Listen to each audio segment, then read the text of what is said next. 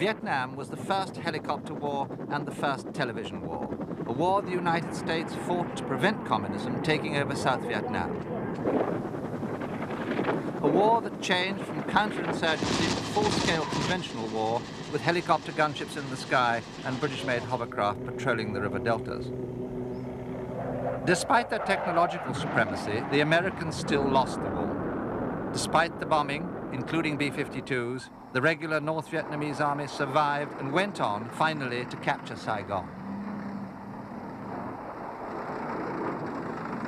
For the civilians, though, the war was always with them. For the people of Vietnam, their 30-year war began in 1945 when a nationalist Marxist guerrilla movement known as the Viet Minh started a campaign to liberate the whole of French Indochina. To stop Viet Minh infiltration from Laos, the French decided to retake and fortify a remote village called Dien Bien Phu. It was the crucial mistake of the war, leading to encirclement by 4 Viet Minh divisions, the collapse of the French strongpoints like dominoes, and France's surrender, not just of Dien Bien Phu, but of Indochina itself. Chosen for its easy resupply and reinforcement from the air, Dien Bien Phu was retaken by the French parachutistes coloniaux and chasseurs parachutistes in November 1953. From here, to preempt the Viet Minh's expected spring offensive, they would mount long-range patrols into the mountains of Laos behind. They prepared their defenses, believing they were beyond range of any Viet Minh artillery occupying those surrounding mountains. But as French supply drops continued, the Viet Minh were receiving Chinese long-range artillery freed at the end of the Korean War. It gave the Viet Minh a long-sought opportunity to confront the French in a set-piece battle and defeat them. Led by Brigadier General Christian de Castries, the French garrison soon found that instead of the free-ranging, cavalry-style, aggressive patrolling they'd envisaged, they faced a bloody siege. And even their air power would fail them.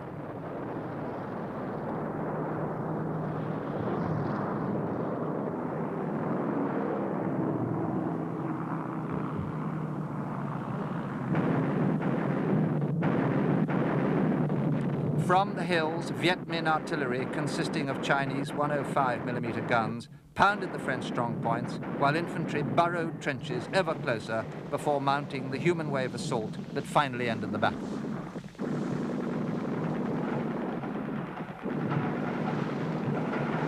It was a triumphant use of First World War siege tactics to avoid the prohibitive casualties of an open ground assault.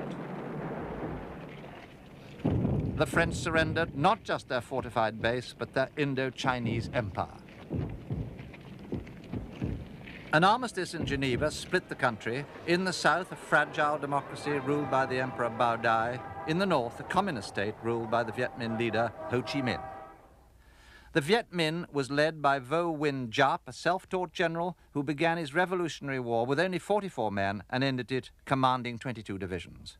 The victory of Dien Bien Phu, based on meticulous planning and brilliant opportunism, confirmed him as the outstanding general of the war against the French and later of the Vietnam War when he faced 2 American generals. William C. Westmoreland led the United States Military Assistance Command, Vietnam, from 1964. A West Point graduate, his style could be described as aggressive optimism. General Westmoreland had a distinguished Second World War record as an airborne corps commander. During 4 years in Vietnam, he sought victory by search and destroy operations and sheer force of numbers. His deputy, General Creighton W. Abrams, succeeded him. A West Point classmate of Westmoreland, General Abrams had a volatile personality, but like his former chief, an equally brilliant war record, this time as an armored corps commander who distrusted paratroop techniques. He faced declining morale at a time when his country was trying hard to get out of the war. The North Vietnamese, rebuilding and regrouping behind the demilitarized zone, sharply increased aid to South Vietnam's Viet Cong guerrillas in the 1960s. The United States now worried that, like Dien Bien Phu and North Vietnam, all the fledgling democracies of Southeast Asia would fall like dominoes to the communists. To stiffen resistance by the Army of the Republic of Vietnam, ARVIN, the United States sent 33 helicopters. the H-21 Shawnees were near obsolete, but they brought air mobility to the conflict for the first time. It was a crucial turning point. The war would never be the same. But Arvin troops took poor advantage. Few would disembark from hovering helicopters, and when they did land, they milled about, presenting an easy target to enemy forces. On the ground, the South Vietnamese were unable to hold a guerrilla army growing in strength. Major efforts like Operation Morning Star either eliminated too few Viet Cong or failed to make contact at all, convincing many Americans that Arvin was too poorly trained and led for the job.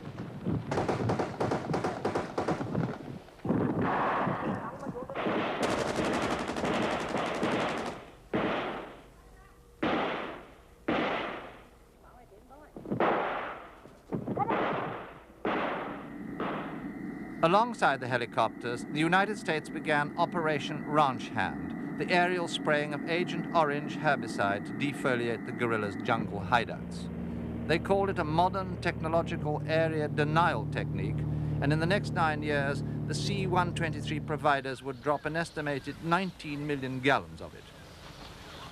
The effects on the ground were devastating, but on the guerrillas' ability to hide, they were negligible.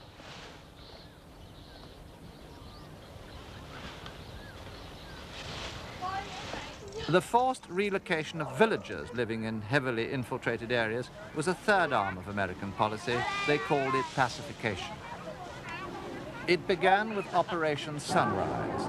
People who'd never seen a helicopter before were airlifted with a few possessions to strategic hamlets, fortified villages specially built to be easily guarded.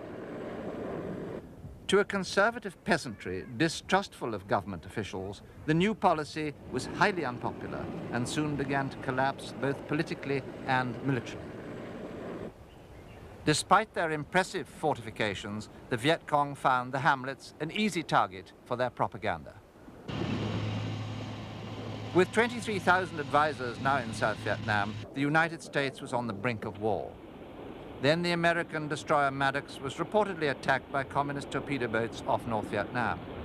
No damage was caused, but one torpedo boat was sunk by Maddox gunfire. Retribution followed from the packed decks of the aircraft carrier Constellation as the fleet commander, Admiral Thomas Moore, ordered airstrikes by Phantom and Crusader fighter bombers against North Vietnamese naval bases. At home, Congress finally voted President Johnson extensive military powers under Public Law 88/408. In Vietnam, General Giap raised the stakes by moving North Vietnamese regular units across the demilitarized zone. This was invasion, so the United States launched B-52 strikes from their Pacific base at Guam and then landed Marines at Da Nang.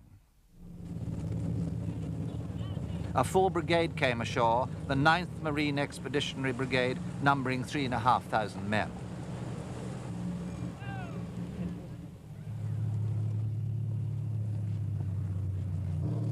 With them, their Patton tanks and the curious M50A1 Ontos anti-tank vehicle, whose 6 mounted recoilless rifles would see service later in Hue, one of the decisive battles of the war. It took 4 days to complete the landing. Meanwhile, light artillery cleared the way ahead to South Vietnam's second city, Da Nang itself. At this stage of the conflict, American strategy was to create a safe enclave from which to support Arvin counterinsurgency operations.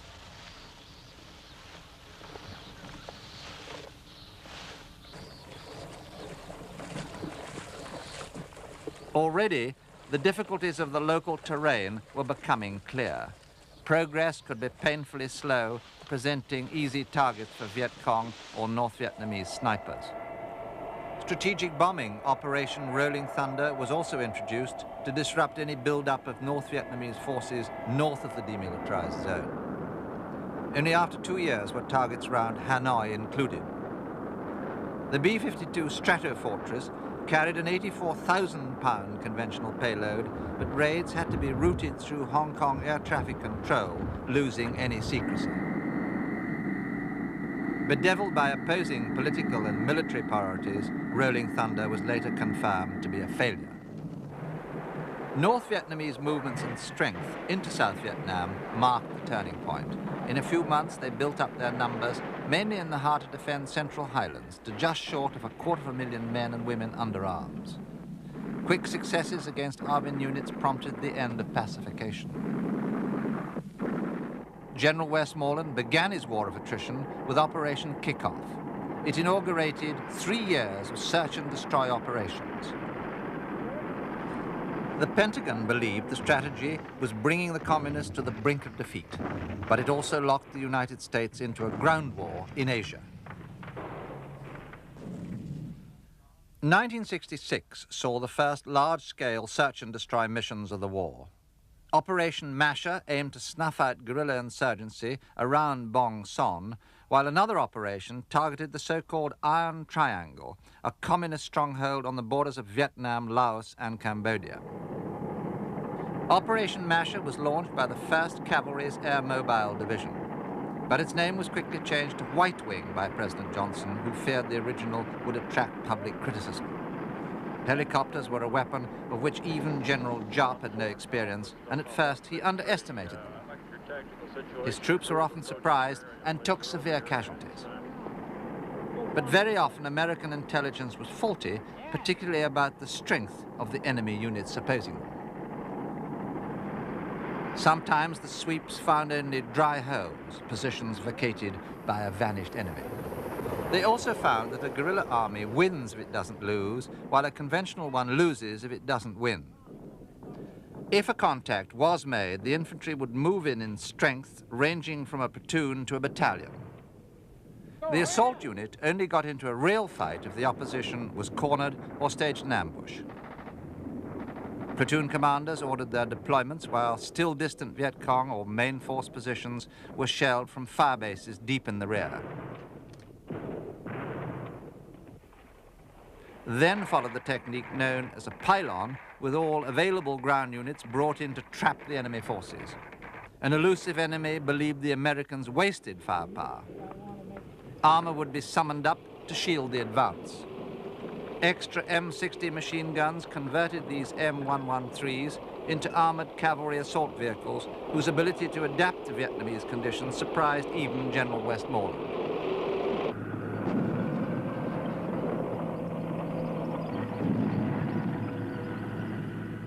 Intended to win local support, by rooting out the Viet Cong, these operations often had the opposite effect.